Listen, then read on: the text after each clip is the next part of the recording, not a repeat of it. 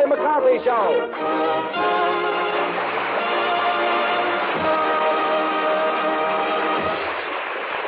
This is Ben Grauer, ladies and gentlemen, greeting you on behalf of Edgar Bergen, Charlie McCarthy, Ray Noble and his orchestra, Anita Gordon, Mortimer Snerd, Ursula Twing, and our guest for the evening, Fred Allen. And here's Edgar Bergen and Charlie McCarthy.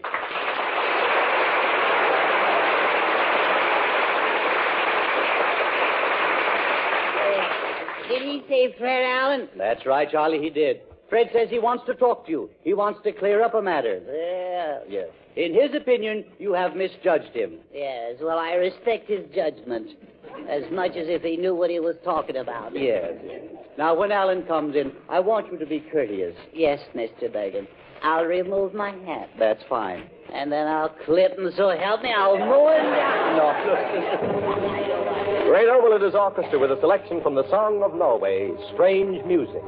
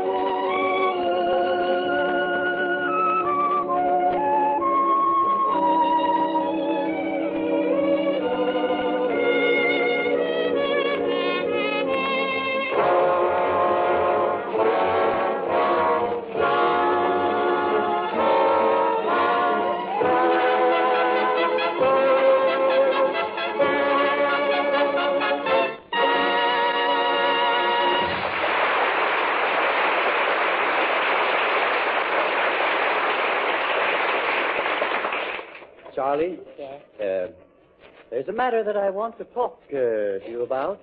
yes, Mr. Bergen. Whatever it is, though, I didn't do it. No, of course not. No. And what's more, I've got 3 witnesses who'll swear they didn't see me do it. I see. Yeah, Charlie, what I want to talk to you about is a matter that's rather personal. Well, naturally. Yes. I walked into my bedroom this afternoon and I found that most of my bedding was gone. Oh, yeah? Yes. Now, regardless of what you say, young man, I'm positive you took it. Yeah? Yes. Am I right? Give this man the 12 silver dollars. Yes. Just as I thought. Yes. Yes. Now, what did you do with the bedding, Charlie? Well, I took it to make a bed for Ermentrude and Herkimer. I see. And who in the world are they? Well, they're 2 of my live oysters. Oysters. Yeah. Oysters? Yes. You know, they have to live in beds, you know. Yes.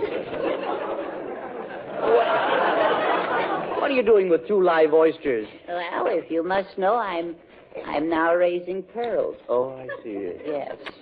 You're now talking to Bivalve McCarthy, I see. the oysterologist. Yes, of course. Well, that's very interesting. Well, thank you. And where did you get these oysters? Well, you know that seafood cafe around the corner? Yes. You mean the one with the big tank with the live fish in it in the window? Yeah, that's the one. Yes. Well, you see, I was in there, and, now you may not believe this, Bergen. Yes. You may not believe it. Yes. But the little rascals, those little monkeys, they followed me home. They did. Followed you home? Yeah, they did, yeah. Yeah, they did, yeah. You're right, Charlie. What? I don't believe it. Oh, you don't go for it? I don't go for it, no. Well, then try this one for size. No, now, wait a minute. What I mean is I borrowed them. You borrowed them. Yes, let's say that. I see. You borrowed 2 oysters.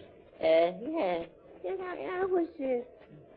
I see. The man actually loaned them to you, did he? Yeah, he was, no. All right, so I latched onto them. Yeah. Anyway, stop pinning me down. All right, yeah. Well, that's more like it. I'm ashamed of you, Charlie. Well, I'm sorry.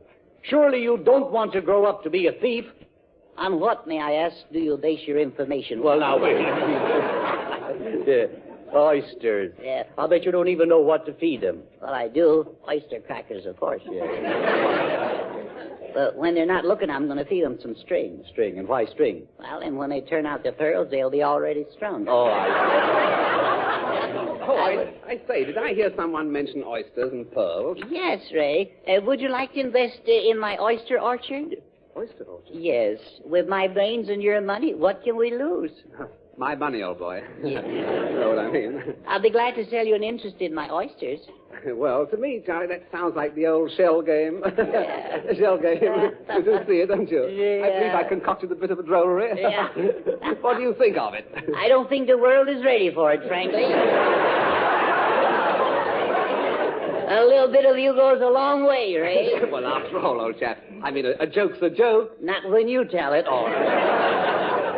Now, will you get out of here? Oh, right, old boy, right. Oh, yeah. He'll be sorry, though, when the pearls start rolling out. Oh, of course he will. Yeah. Now, you talk, though, as though you expect to get pearls right away, and lots of them. Well, why not? Well, Charlie, don't be silly.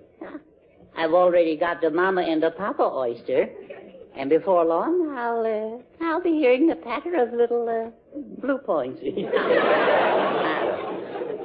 Well, it's plain you haven't studied your biology lessons. No. No, oysters are quite different from other forms of life. Yeah. Yes. The oddities of nature can be very fascinating. Yes. Well, not the one you were out with last night. All right. Oh, boy. Well, what do you mean I don't know my biology? I don't sort of follow you there. Well, it's a rather scientific and, I suppose it's a rather delicate subject to try and explain. Well, you can try. Yes. I don't know whether I should tell you or not. Oh, that's all right, Mr. Bergen. I can keep a secret. You know me. I don't talk. Come think of it, I ain't kidding. All right.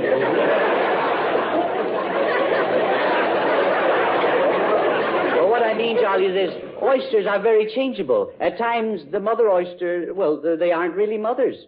No? No. You mean the stepmothers? Well, no. No, you see, it's like this. To begin with, they're, well, that is, well, I'll put it another way. Another way? Yeah. Up to now, you haven't put it any way. All right. Well, on second thought, I think we'd better forget the whole thing. Oh, come on, Bergen, tell me. I want to learn more about the oysters in the raw. Yeah, all right. Well, what I was trying to say is that oysters never, well, what shall we say, pair off or go together. Oh, you mean they never get married? Yeah, you might say that, yeah. No. That's right. Does Luella Parsons know about this? Oh. Now, wait a minute, Charlie. I may have gotten you a little confused here. Perhaps I should have said that, You've said quite enough, Mr. Bergen. You scandal monger, you. Oh, now listen, Charlie. No, please. You disillusioner, you. Oh, now listen. I was just an innocent child before you started. Oh, now listen, Charlie. You're raising oysters, aren't you? I thought you'd like to know. Please, Bergen. Listen, Charlie. No, please. There's nothing you can say now. Charlie. No. You've destroyed something fine in me. Oh, yeah. You better go, old man. You better go. Just go, all right.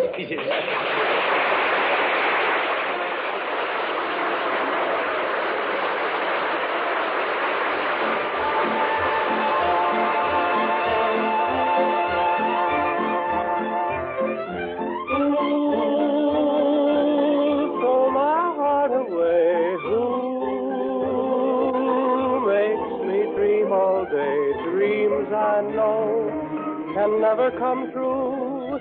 Seems as though I'll ever be blue. Blue means my happiness. Will I answer yes? Well, you ought to guess who. No one but you.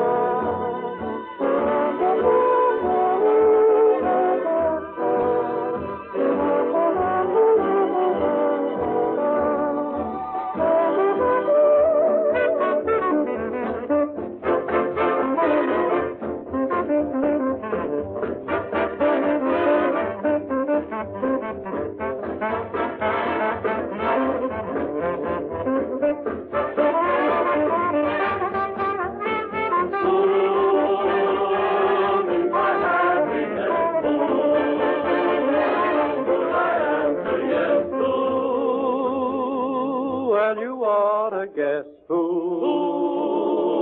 No one. No one. No one but you.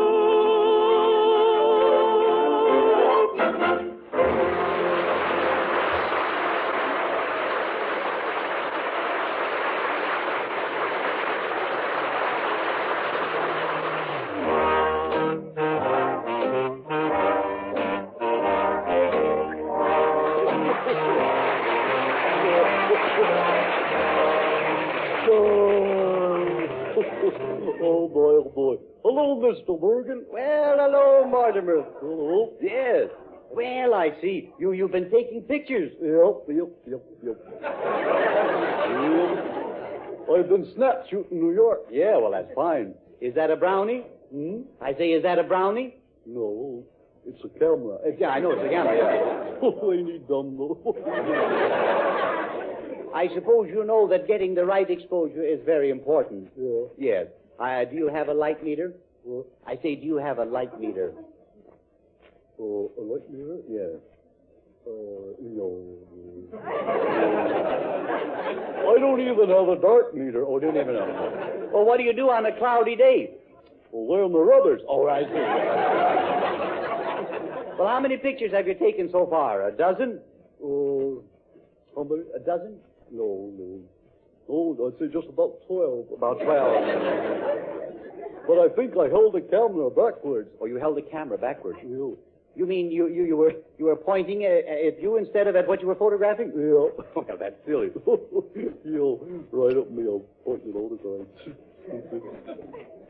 Can anyone use 12 attractive snapshots of my stomach?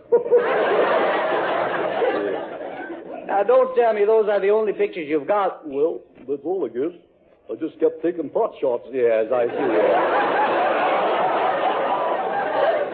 Well, Mortimer, let me take a good picture of you. You know, I'd like one for myself. Yeah? Yes. Well, they say that I look pretty good in the picture. Oh, you do look good in the picture, do you? Yeah. Pretty good. Yeah, I see. All except around the face. All except around the face, yeah.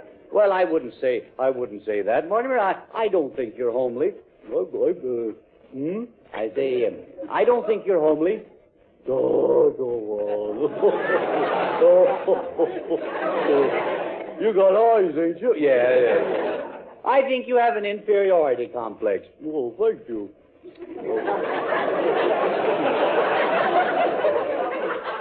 I wish I knew something nice to say about you. Well, that's all right. Mortimer, how can you be so stupid? Well, I think my brains is out of focus. I see.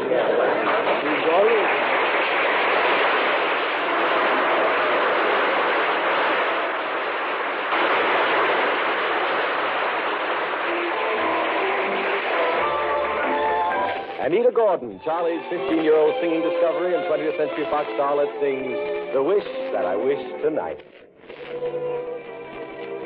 I'm wishing that I may, I'm wishing that I might have the wish that I wish tonight.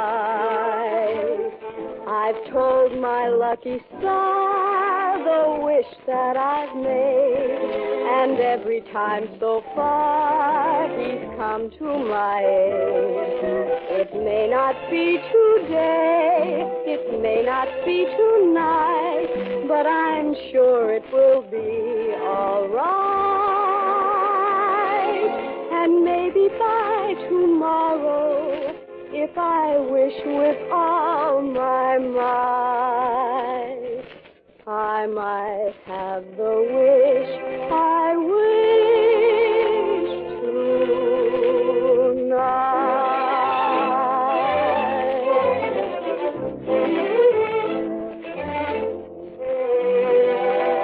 I'm wishing that I may, I'm wishing that I might have the wish that I wish tonight.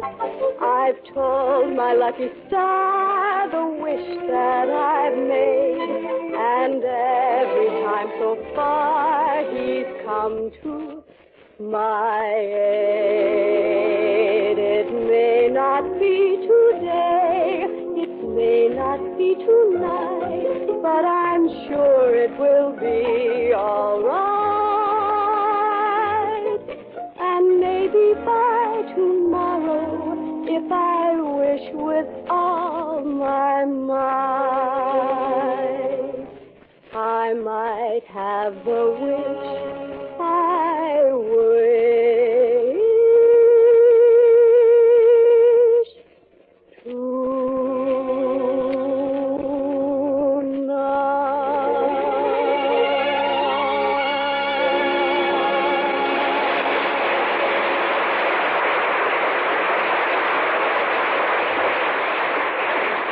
Well, Charlie, I wonder where Fred Allen is. He should be here by now. Yeah, where is that self-made has-been? Oh, Shut down, now, please.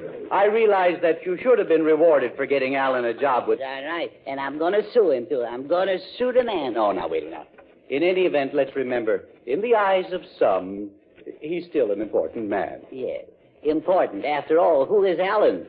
Just a nasal twang suspended between two pleated pouches. I hear... Where's Charlie McCarthy? Well, Fred Allen.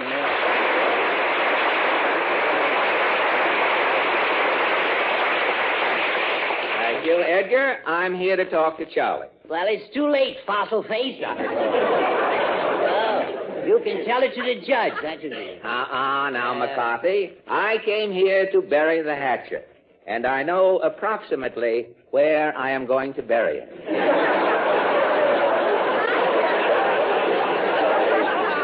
Fred, please, let us not quarrel. You're right, Edgar. Between us who have worn the motley and flaunted the stock and buskin, there is, after all, an eternal bond of brotherhood. That's all, brother. You sock him and I'll busk him. All right. I can understand how you feel, Charlie. Perhaps in a fit of pique, temporary transient pique, I did act a trifle hasty. You must hate me. I'll be glad to. Now, you shouldn't talk that way, Charlie. You know you and I have something in common. We're both Irish. If you're Irish, you must be shanty Irish. Well, that's better than being a part of the shanty.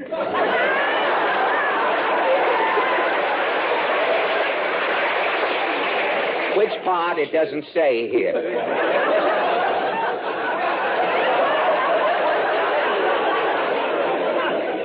Bergen, stick with me. I'm practically alone out here.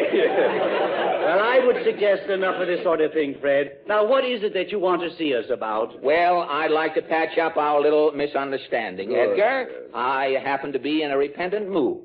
I wish to make amends. Although, mark you, I feel as though I owe Charlie nothing. Yes, he owes me nothing. Did you hear that? Just listen to this letter I got from the park commissioner, Moses. Quote, it says here. Dear Mr. McCarthy, you did a big thing for me in getting Alan a job. See? With now no one steals the food I throw to the pigeons. Well, that's fine. You can tell Mr. Moses now I won't have to glue on all of those feathers every time I go out to eat. Now, Fred, can we get back to the reason for your visit here? Well, this thing has upset me, Edgar. Last night as I lay upon my pillow, I brushed aside a vagrant tear which hung pendant-like from my glistening orbs.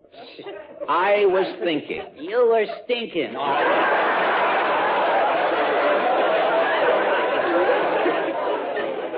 No, I was wondering why two dear old friends, Edgar, should have to settle their differences in court. Well, you should have thought of that before. Edgar, I'm allergic to lawsuits. They're so unpleasant.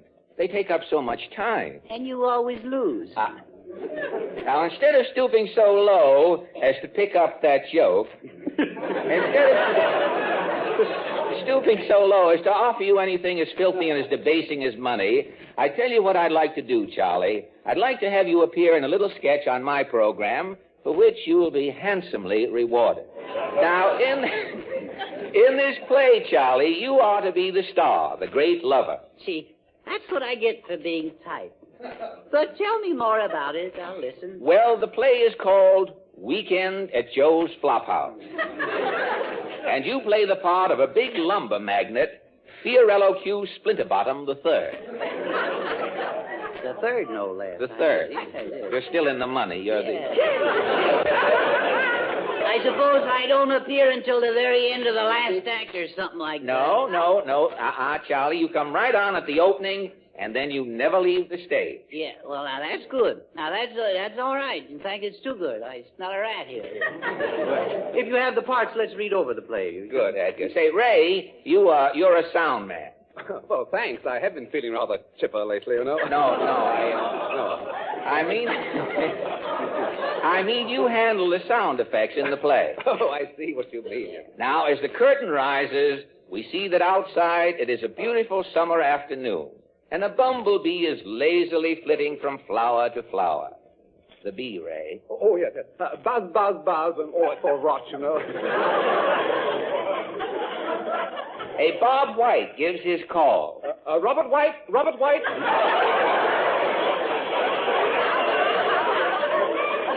The cuckoo clock in the hall strikes 2:30. Cuckoo.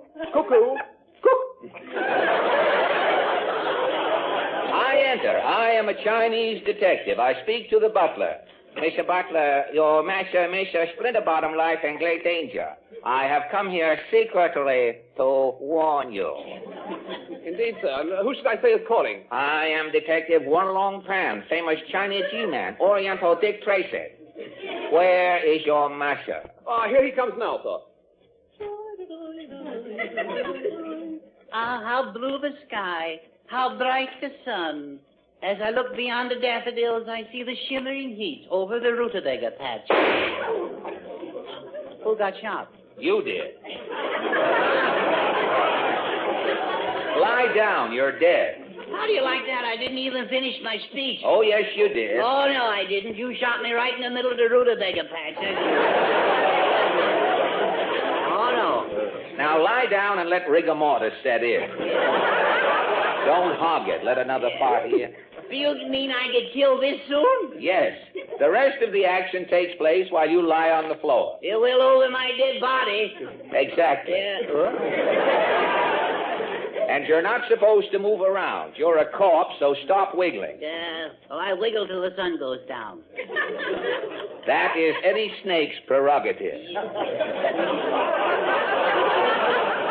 Now, just a moment. This isn't much of a part, Fred. Now, I thought Charlie was in all through the show and didn't leave the stage. Well, he doesn't, Edgar. He stays there as a dead body. Well, then, pardon me for objecting, Mr. Allen. Now, just a minute. You stay out of this, Curly. By that, I suppose you're referring to my hairline. What hairline? Well? Why, from the neck up, you are indecent. Oh.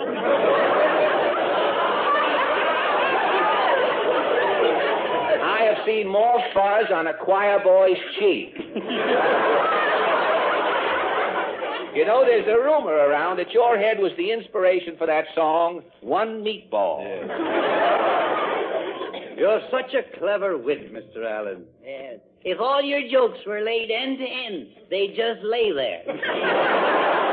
Now, shut up, you, or I'll put a ring in your nose and use you for a hitching post. If I put a ring in your nose, you couldn't talk at all.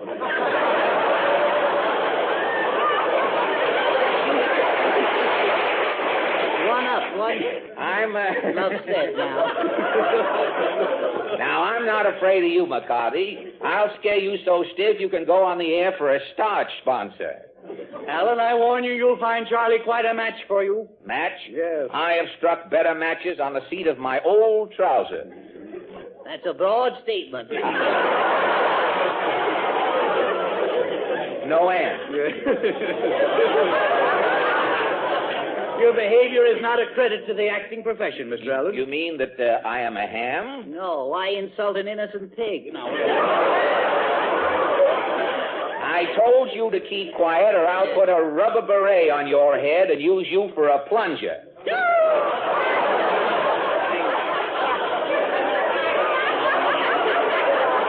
Don't hold me back. All right, let him go, let him go. Yeah, let him go. Listen, you broken... No!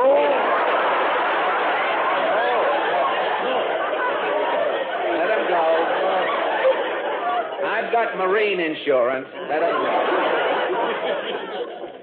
Charlie, regardless of what Mr. Allen says, remember, you must respect anyone who is older than you are.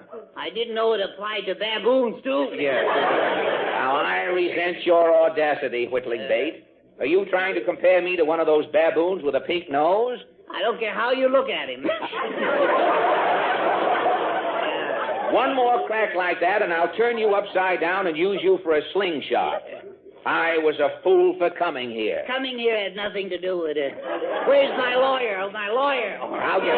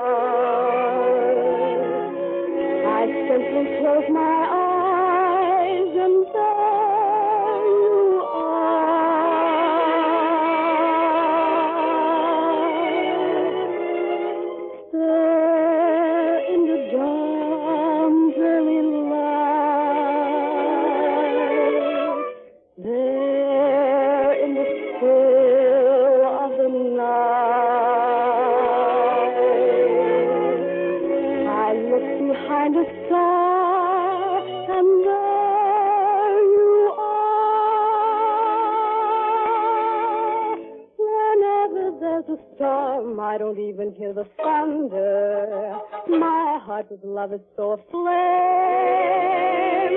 I only hear each little raindrop repeating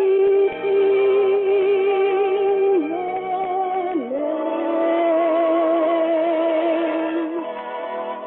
And when the long day is through, I long for you, only you.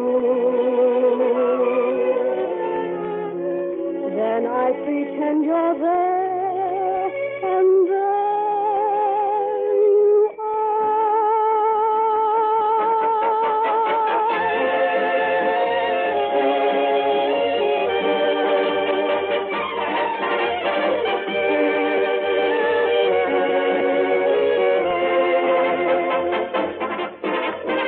And when the long day is through,